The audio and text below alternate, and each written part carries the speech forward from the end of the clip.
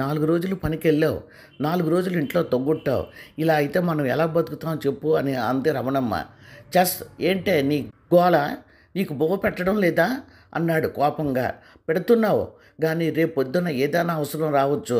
నేను ఆ ఒట్టి మనిషిని కాదు, కడుపులో బిడ్డ ఉన్నాడు, 4 రాళ్ళు వెనకేసుకోవాలి కదా అంది. దేనికే 4 రాళ్ళు వెనకేసుకోవడం, నా ఇష్టం వచ్చినట్టు పనిలోకి వెళ్తాను, లేనప్పుడు వెళ్ళను అని భర్త అనగానే, సరే నాకు అర్జెంటుగా బజార్లోని పని ఉంది, ఒక్క 5 నిమిషాలు తీసుకెళ్ళు, నువ్వు ఎన్ని రోజులు ఆటో నడపకపోయినా నేను అడగను అని భర్తను తీసుకుని వెళ్ళి ఒక ముసలావిడ దగ్గర నిలబెట్టింది.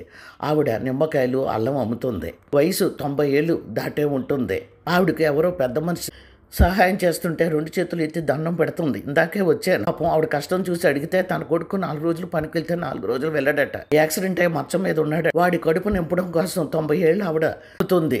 రేపొద్దున నీకు కానీ నాకు కానీ అలాంటి అవసరం రాదంటావా?